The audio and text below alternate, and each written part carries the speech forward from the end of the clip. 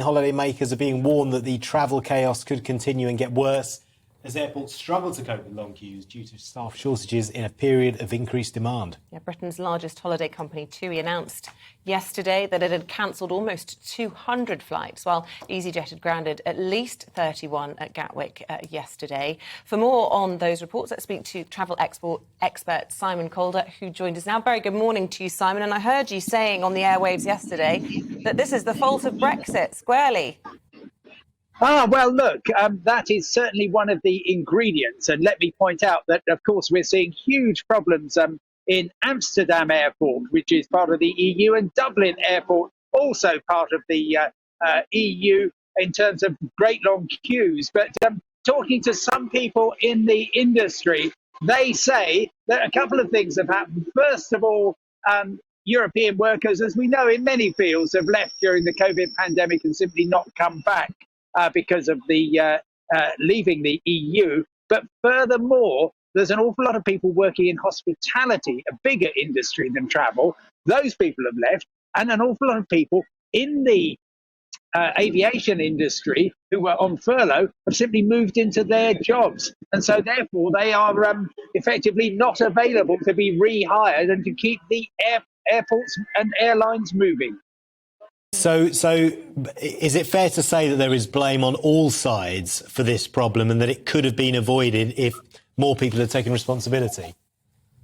Well, yes, and there's huge amounts of finger pointing going on. So therefore the government is briefing against the airports and the airlines, saying, for goodness sake, you've had months to prepare for this. You spent 2 years saying how much you wanted to fly people around, and now we're allowing you to. You're not actually taking advantage of it, and you can't cope. And certainly today, the EasyJet cancellations, I'm seeing up to 40 so far, and 24 of those were notified a couple of days in advance. But we are also seeing EasyJet cancellations, people heading, for example, from Gatwick to Edinburgh this morning, suddenly discovered that their flight wouldn't be going.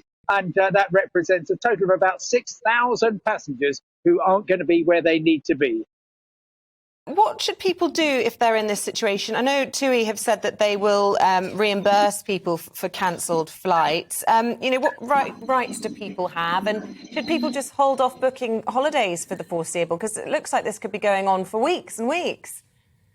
Oh, really good questions. Yeah, and the whole idea of TUI, Britain's biggest holiday company, actually cancelling nearly 200 outbound departures is so that they can keep the rest of them on track. TUI have actually been pretty straightforward. They've said, we're really sorry. If you were due to go in the next 2 weeks, then here's the link to claim your compensation of £220 or £350. Of course, you get all the money back for your holiday, and we're going to give you a £200 voucher as well. Having talked to some people, though, they say if they think we're going to be travelling with TUI anytime again soon, they've got another thing coming. However, if you're planning to go away peak summer, there are going to be fewer holidays around than the demand for them, is my strong prediction. That's if you're travelling during the school holidays. So you might want to book now. But otherwise, I've been very last minute for the whole of the COVID crisis. And if you don't have to travel during the school holidays, then I'd probably relax for now and just see what's happening in the either in June, which is going to be a great month to travel in, or indeed September. Yeah, and we should, before we let you go, Simon, we should just explain, we're not talking to you, and you're not randomly in Germany for no reason at all. There is a reason you are in Cologne. There is. Yeah, just tell us about that. This is Wonderbar Wednesday, I'm calling it. I've got a ticket. It cost me €9. That's about £7.70, so less than the 11-minute trip from Bristol to Bath. That buys me unlimited travel anywhere in Germany for a month, on trains, on trams, on buses, on the U-Bahn underground. It is frankly the best deal in rail history. And it's all part of the German government's plan to get people out of their Mercedes and their BMWs and onto the trains. Wow, and is that just for the month of June, Simon?